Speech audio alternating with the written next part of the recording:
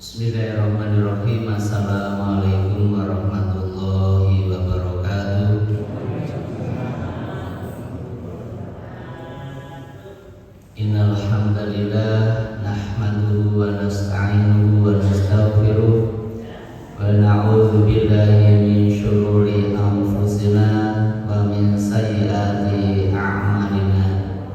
May yahdihillahu fahuwal muhtadi wa may yudlil faulaika humul khasirun. Asyhadu an la ilaha illallah wahdahu la syarikalah wa asyhadu anna Muhammadan abduhu wa rasuluhu la nabiyya ba'dah.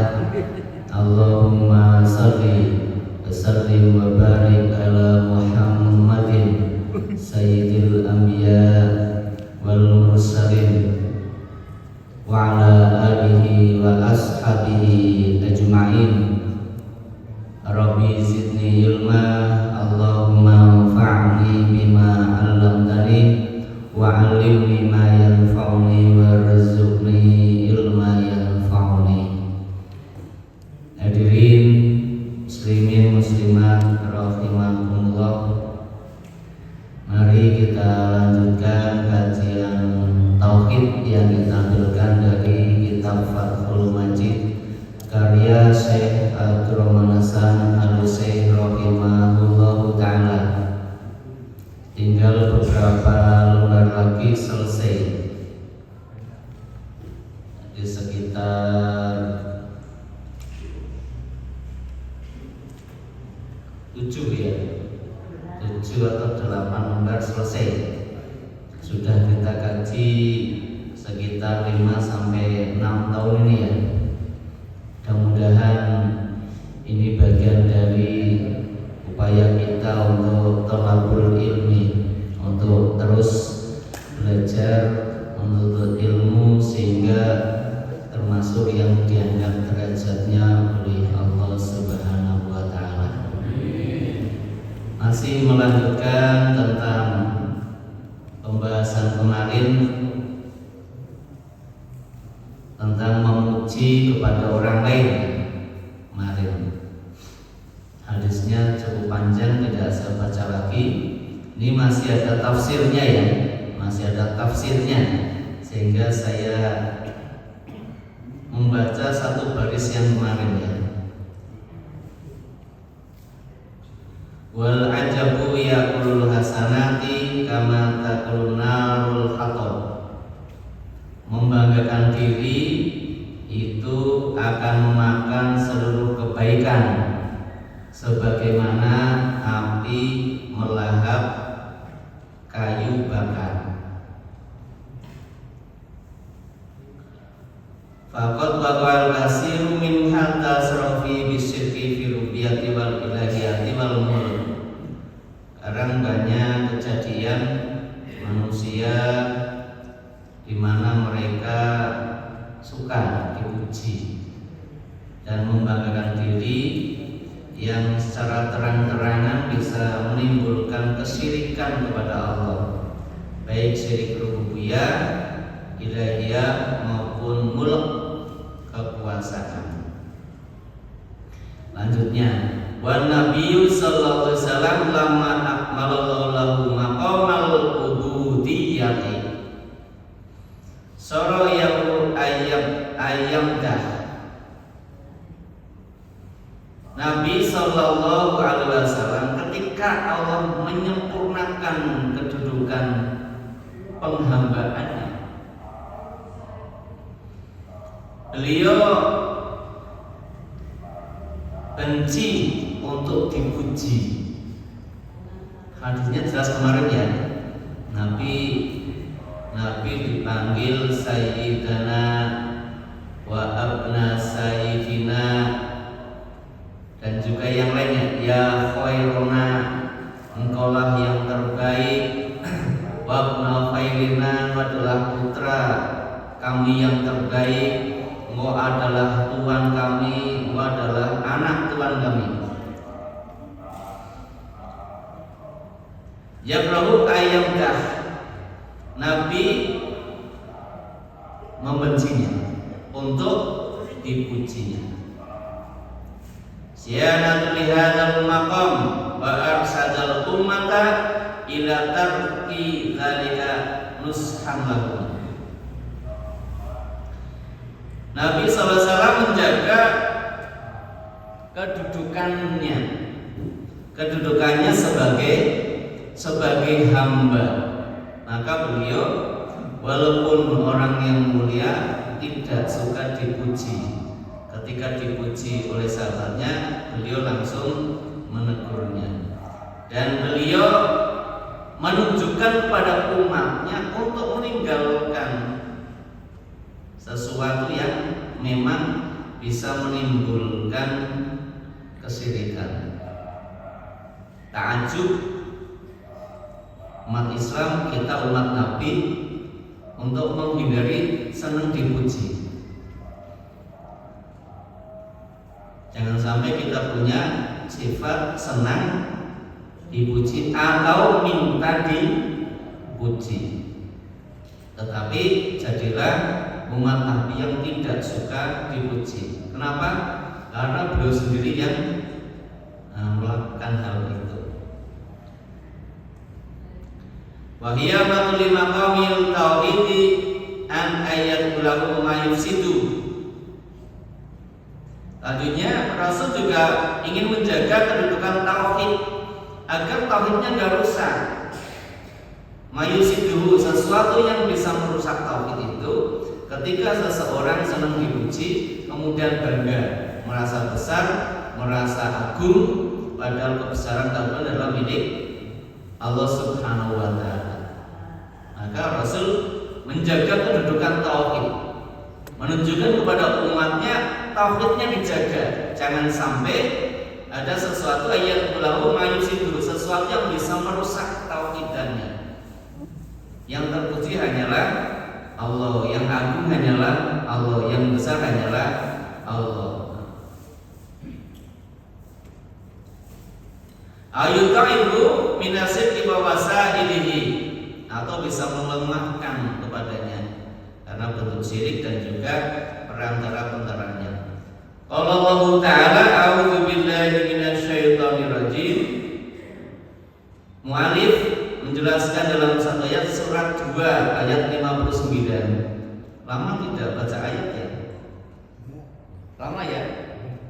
Kemarin bacanya hadis tafsir terus ya, ini dinukilkan ayat. Itu ya. Surat kedua ayat 59. Fabadal ladzina zalamu qawlan ghairal ladzi qila lahum.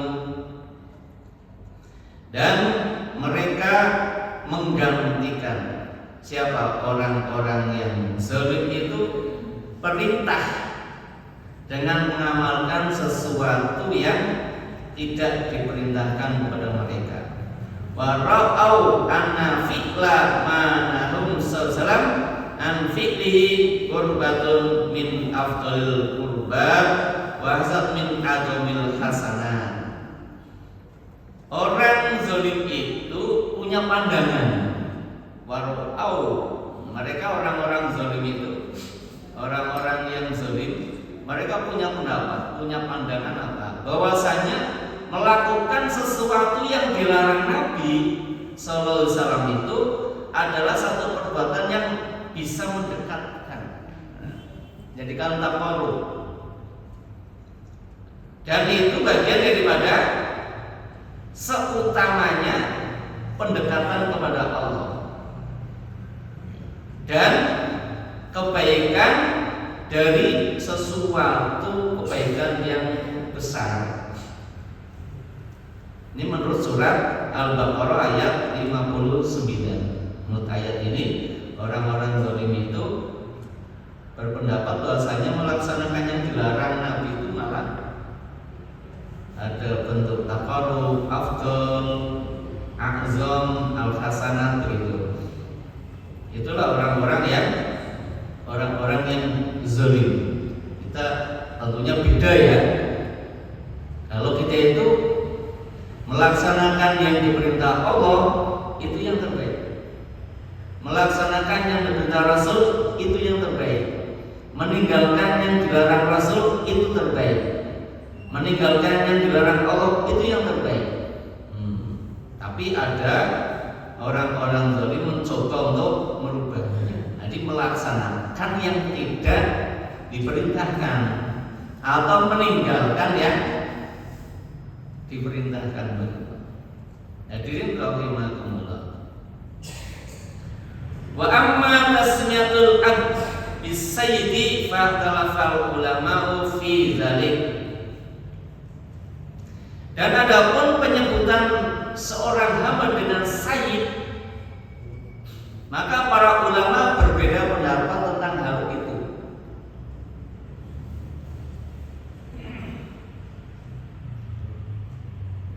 Walaupun saat itu Nabi melarang ya, Nabi jangan. Nabi dipanggil ada ya Rasulullah, ya khairuna, wa ibnu khairina, wa sayyidina, wa ibna sayyidina gitu ya.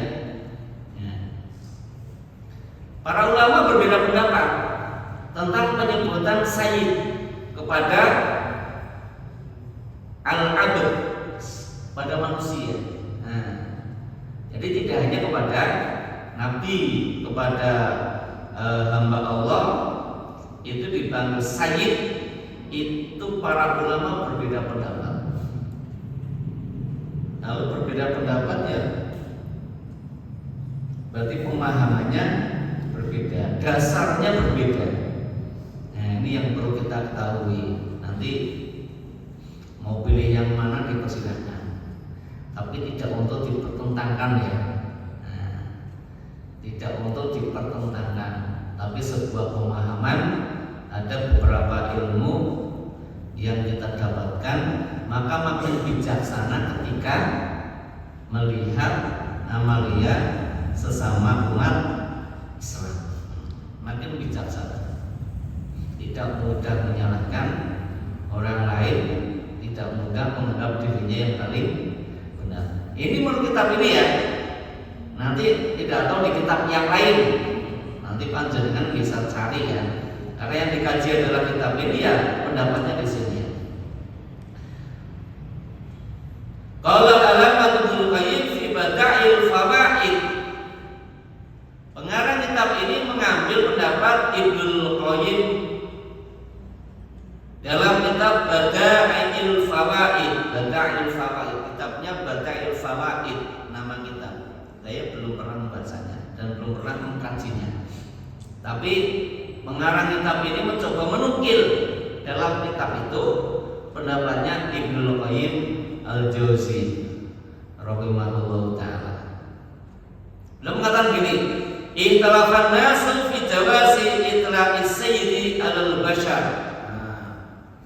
Para ulama berselisih pendapat tentang kebolehan untuk menyebut sayyid kepada bashar, kepada manusia. Para ulama berbeda pendapat boleh tidaknya penyebutan atau gelar kepada seorang dengan sebutan sayyid.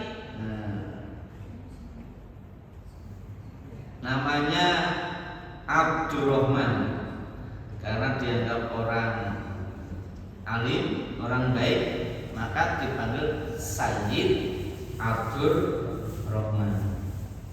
Nanti nggih contohnya Pak Umar dipanggil Sayyid Umar.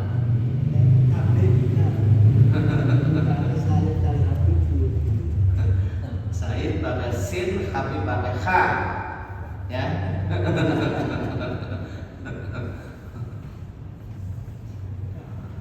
Kita tidak bisa menunjukkan tinggi mana. Yang paling tinggi ya Nabi, ya. Paling tinggi adalah Nabi atau Rasul, itu sudah paling tinggi. Yang tadi itu beda lagi, gitu. Nah, ini kita bahas ya sini. Ini menarik ini. Karena kadang dari pertentangan orang ya. Dan kita memahami juga sebagiannya. Famanahu qaumun. Yang pertama adalah mana itu apa? Mencegah. berarti melarang, tidak boleh. Nah, yang pertama berarti berpendapat hukumnya tidak boleh. Nah, tidak boleh penyebutan sayyid. Wa nukila an Malik, dasarnya apa? Hadis yang diriwayatkan oleh Malik. Wahtaju bi qaulin Nabi sallallahu alaihi wasallam la makilahu ya sayyidana. Yang kemarin kita bahas hadisnya ya. Jadi ketika para manusia datang pada Nabi, kemudian salah satunya mengatakan ya sayyidana gitu ya. Itu salah satu dasarnya. Karena yang dikatakan oleh Nabi ketika perintah ya sayyidana, kemudian qala as-sayyidu lillahi tabaraka wa ta'ala. Nabi langsung mengatakan sayyid itu milik Allah. Ya. Ketika Nabi disebut ya sayyidana, maka Nabi mengatakan sayyid itu hanya milik Allah. Maka beliau tidak mau dipanggilnya.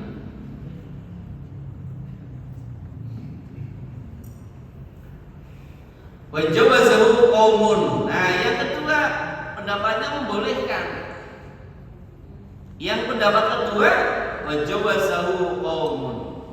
Yang ulama kedua boleh mengundang sayyid kepada manusia. Wahtaju bi qaulin Nabi sallallahu alaihi wasallam lil ansari qumu ila sayyidikum. Dasarnya apa? Jadi Ibnu Qayyim itu mencoba mengungkap dua pendapat, ada dasarnya. Ya, ada dasar. Jadi tidak asal tidak boleh. Tidak boleh kenapa? Boleh. Boleh kenapa? Begitu ya. Harus dilandasi dengan ilmunya. Yang kedua adalah tadi yang memperbolehkan ya, pendapatnya diambilkan langsung dari sabda Nabi SAW yang dikatakan kepada orang Ansor. Nabi mengatakan kumu ila sayyidikum, berdiri kalian untuk sayyid kalian atau untuk pemimpin kalian, untuk tuan kalian. Di sini ada footnote-nya ya, saya baca footnote-nya. Jadi hadis ini kan potongannya ya. Nabi mengatakan pada orang Ansor, kumu ila sayyidikum, sayyid. Nah, berdirilah kamu untuk sayyidmu, untuk tuanmu, tuan kalian. Tuan siapa? Tuannya orang Ansor. Di sini ada footnote coba ya. Perkataan ini berkaitan dengan Sa'id bin Mu'ad yang datang dengan membawa khimar. Khimar itu apa? Keledai ya, keledai. Jadi ada Sa'id bin Mu'ad datang kepada Nabi dengan menaik khimar. Di atasnya sambil apa namanya? Naik khimar tapi sambil gimana? Bukan duduk, sambil berbaring. Sambil merebahkan badannya gitu Pak ya, sambil merebahkan badannya karena dia dalam keadaan sakit, karena maridun min jari asabahu minal musyrikina fil khandaq. Kenapa Sa'id bin Mu'ad ini naik khimarnya sambil berbaring di atasnya? Karena dia sakit. Karena sakitnya ada beberapa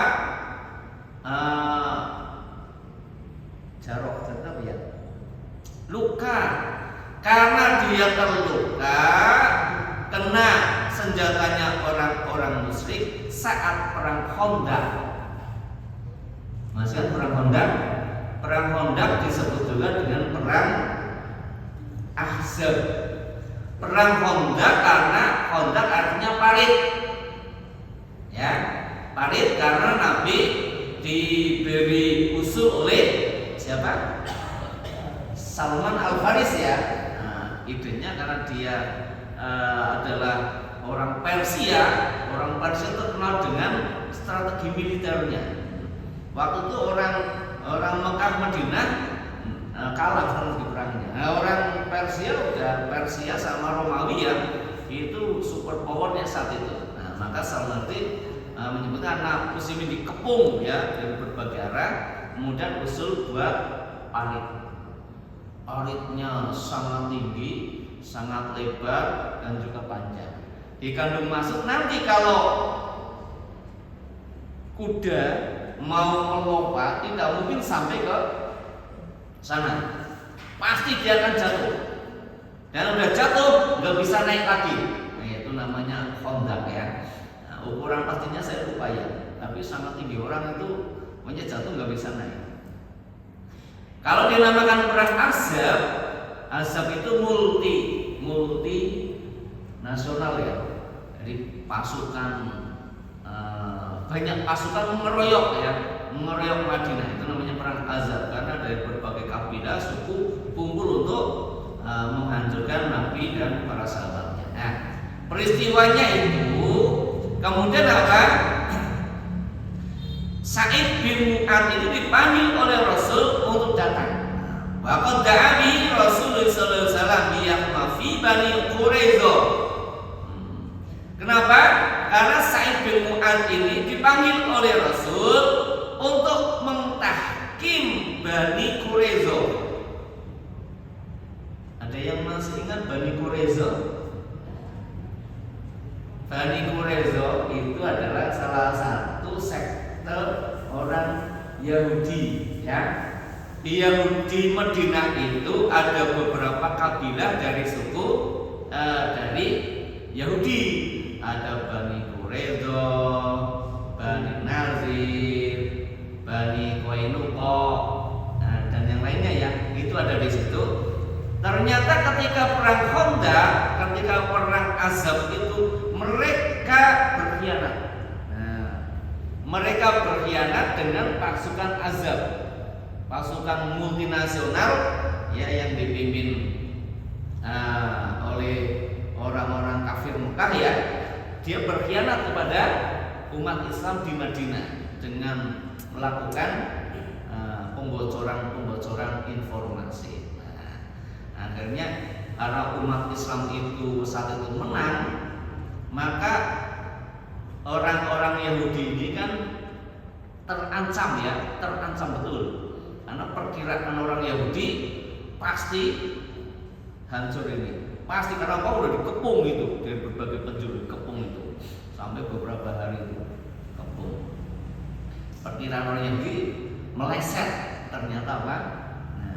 Luar biasa pertolongan dari Allah dan semangatnya para sahabat. Nah, Sa'id bin Mu'adz dipanggil oleh Nabi untuk mentahkim Bani Quraidah. Nah, Bani Quraidah setelah terjadi peperangan dan untuk mentahkim mereka. Tapi ini sedang tidak cerita mentahkim ya, ini cerita Said ya. Jadi kita tidak membahas perang. Sedang tidak membahas perang, sedang tidak membahas tahkimnya oleh Sa'id bin Mu'adz kepada orang Yahudi. Nah, itu bukan itu masalahnya. Nah, itu terlalu lebar ya. Tetapi apa? Nah, Nabi mengundangnya Sa'id ya, gitu. Dan ketika datang, dia dalam badan sakit, tidak mampu untuk berdiri dan turun dari khimarnya. Karena kondisinya terluka, banyak lukanya. Sedangkan beliau adalah termasuk orang yang adil. Nah, Nabi ingin dia yang mentahkimnya juga. Bukan Nabi ya, bukan Nabi yang memutuskan tahkim kepada orang Yahudi, tapi memanggil Sa'ad bin Mu'adz itu. Dia tidak bisa turun dari khimarnya sendiri.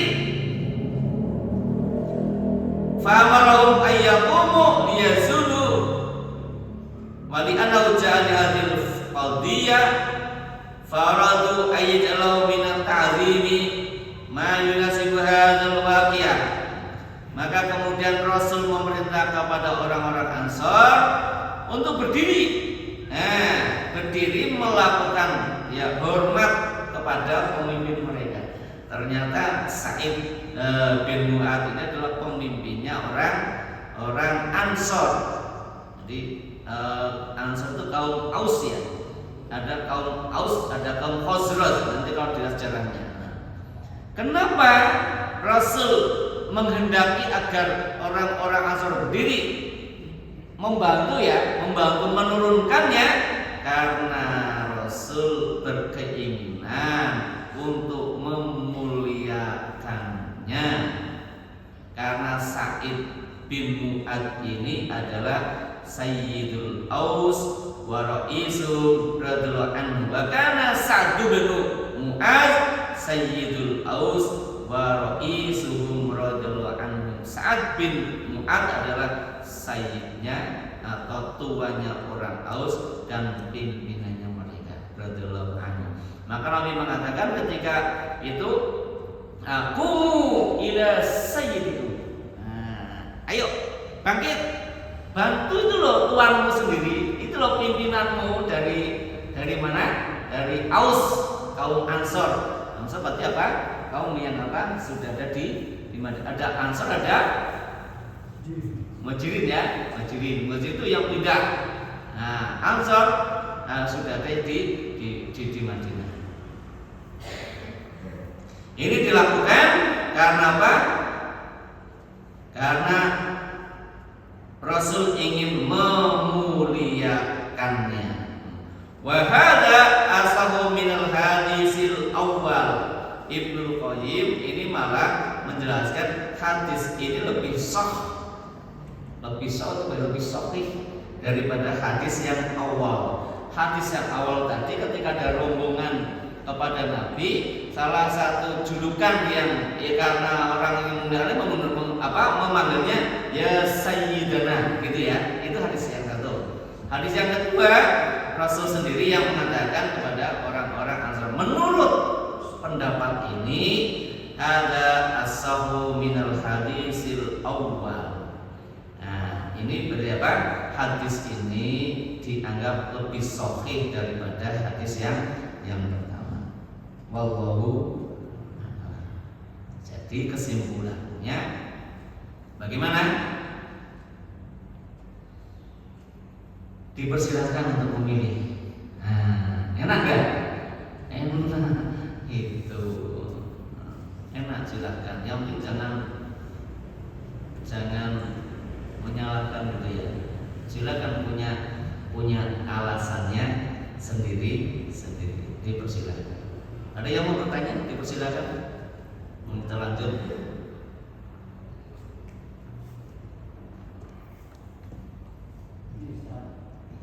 Iya. Waktu saya kecil itu memang sudah istilah. Jadi kalau orang-orang keturunan Arab itu biasa itu gimana? Jadi sudah masyarakat sekarang itu. Iya. Mau ambil yang hadis pertama nggak boleh. Hadis kedua dipersilakan. Saya melihat gini ya Allah, Nabi itu sangat rendah hati. Coba saya mencoba menganalisa dua hadis ya. Hadis pertama itu Nabi dipanggil Sayyid ya, jadi Nabi kan jadi objek. Nabi jadi objek. Kenapa? Nabi dipanggil Sayyid, itu berarti Nabi jadi objek. Hadis kedua Nabi jadi subjek. Kenapa? Dia nyuruh kepada orang Ansor untuk berdiri untuk sayyidnya orang Ansor. Nah, apa maksudnya? Saya melihat Nabi itu sangat rendah hati juga. Ketika Nabi dipanggil oleh orang lain sayyid, Nabi gak mau. Coba.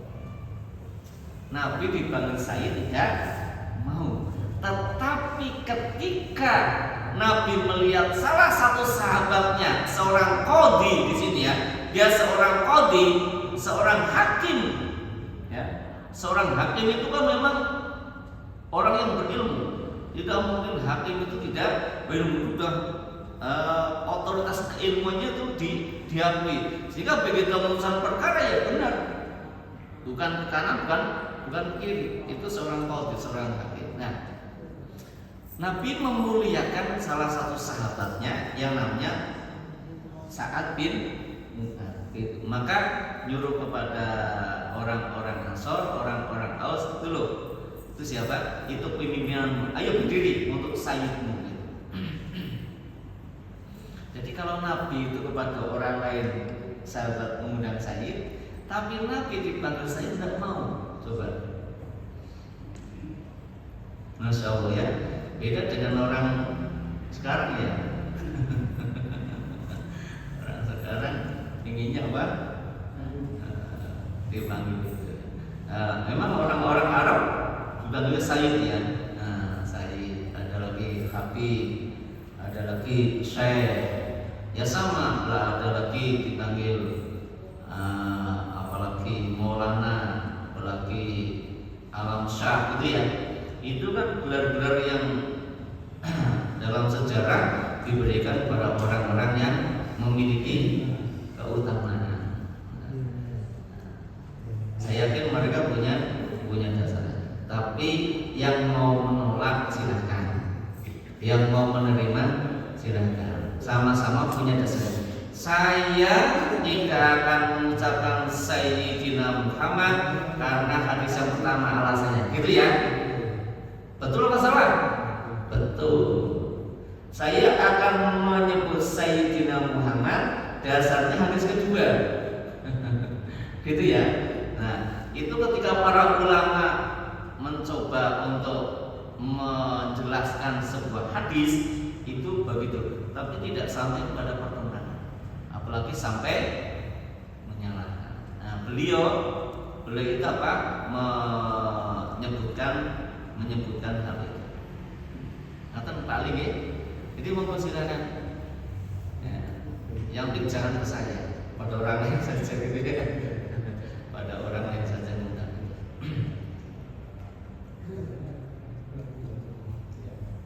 Majalah fi qaulillahi ta'ala. Lanjut ya. Hadis itu sudah dibahas selesai nih ya. Selesai pembahasan hadis yang kemarin. Sekarang lanjut lagi.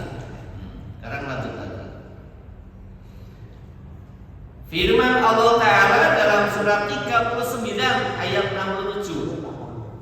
39 Pak Taufik. Az-Zumar. Salih ya. Az-Zumar. Ayat 67. A'udzubillahi minasyaitonirrajim.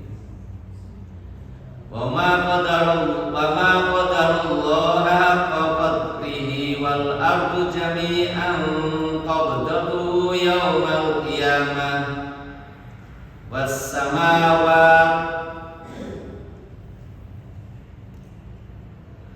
samawati matwiyatun biyamini subhanahu wa ta'ala amma yusyrikun. Di sini ayatnya enggak ada harokatnya, Pak. Mudah-mudahan enggak salah ya. Ini enggak ada harokatnya kalau di sini ya. Jadi kalau baca ayat hati-hati sih ya. Salah harokat bisa nanti dosa besar ya.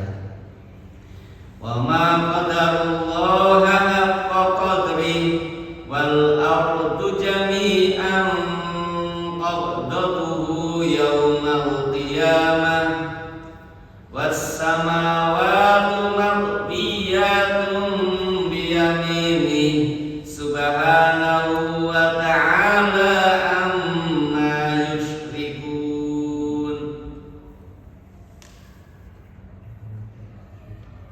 Dan tidaklah mereka mengagungkan Allah dengan keagungan yang sebenarnya. Bumi semuanya dalam genggamannya. Pada hari kiamat, langit juga Pak dalam genggaman tangan kanannya. Maha suci Allah dan Maha tinggi atas apa yang mereka perselisihan. Wa an Ibnu Mas'udin radhiyallahu anhu qala.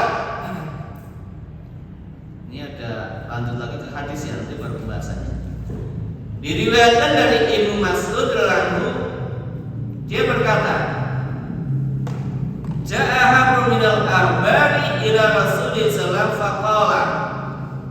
Ada datang salah seorang pendeta Yahudi kepada Rasulullah sallallahu alaihi wasallam, faqala ya Muhammad.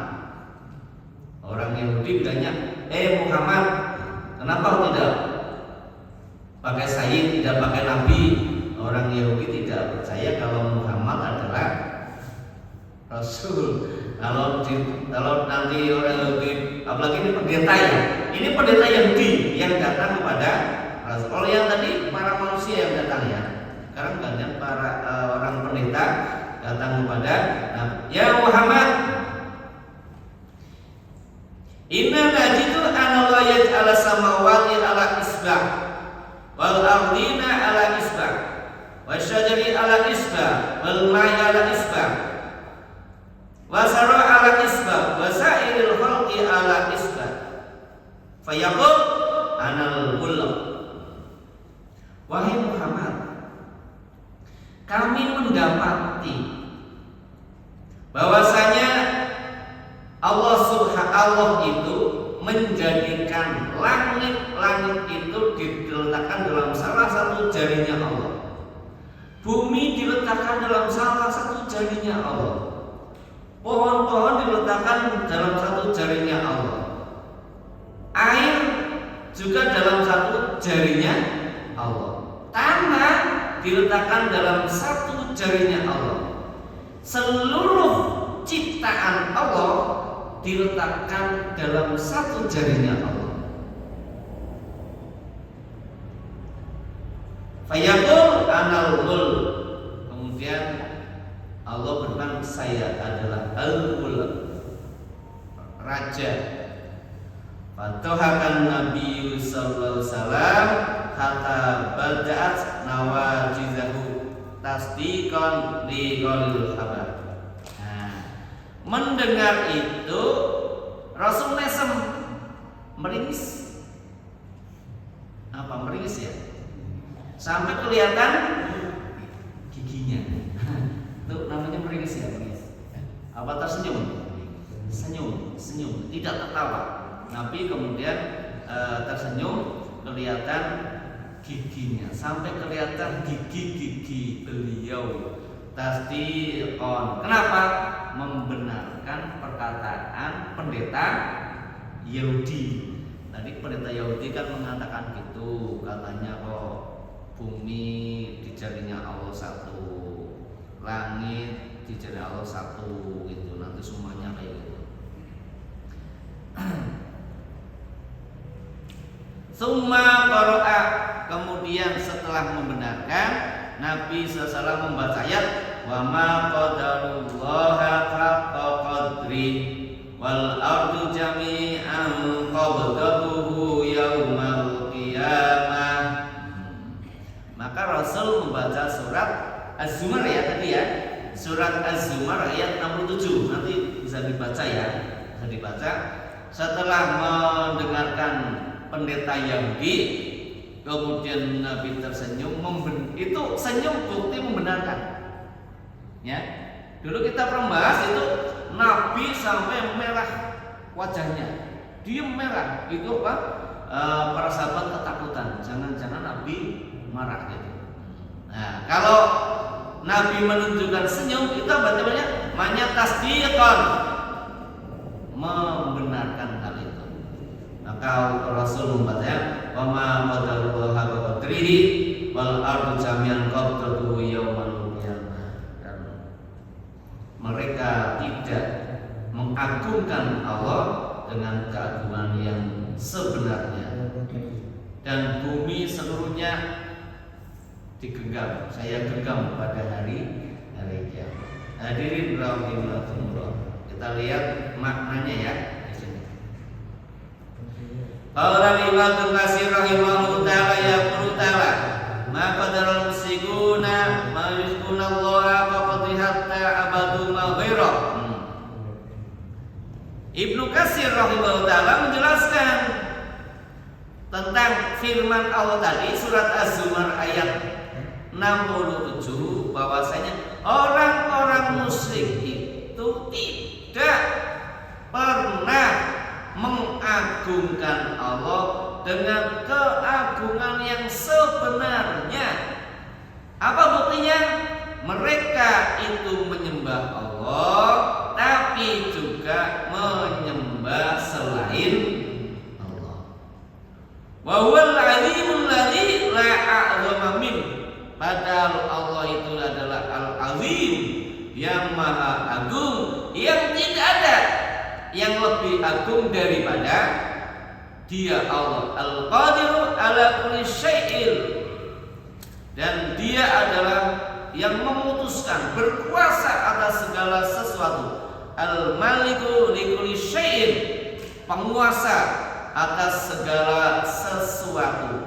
Wa kullu syai'in tahta qahrihi wa qudratihi. Setiap sesuatu itu di bawah kekuasaan dan juga qahroh itu memaksa. Allah memaksa. Allah punya sifat qahroh. Qahroh itu memaksa. Maksudnya memaksakan semuanya tunduk kepada Allah. Memaksakannya itu berdasarkan ilmu dan hikmah yang dimiliki oleh Allah. Allah memaksakan untuk kebaikan, bukan untuk yang lain, tapi untuk kebaikan. Wa qudratihi, dan juga kekuasaannya. Sehingga penjabaran dari ayat ini, orang-orang musyrik itu mereka tidak pernah mengagungkan Allah dengan sebenar-benar pengagungan. Dibuktikan apa? Bahwa mereka menyembah kepada Allah, percaya kepada Allah, tapi masih percaya kepada yang lainnya. Mereka menyembah Allah, tapi masih mau mencoba menyembah kepada selain Allah Subhanahu wa taala. Didasarkan di sini, padahal Allah itu adalah Al-Azim, Allah adalah Al-Qadir, Allah adalah Al-Malik, dan juga Qahroh wa qudratihi. Allah itu maha memaksakan dengan kuasa yang dimiliki, dan Allah maha kuasa atas segala sesuatu. Faqala Mujahid wa nusilat fi Quraisyin. Ayat ini turun berkaitan kepada orang suku Quraisy. Berarti orang musyrik Quraisy. Ayat surat Az-Zukhruf ayat 67 ini turun berkaitan dengan orang-orang musyrik Quraisy. Wallahu a'lam bishawab. Demikian dulu yang bisa kita pelajari pada sore ini. Nanti kita bahas lebih lanjut makna dari ayat dan hadis yang tadi saya bacakan. Wallahu a'lam bishawab. Hanya Allah Ta'ala yang maha mengetahuinya. Astaghfirullahaladzim. Subhanakallahumma wa bihamdika, asyhadu an la ilaha illa anta, astaghfiruka wa atubu ilaik. Assalamualaikum warahmatullahi wabarakatuh.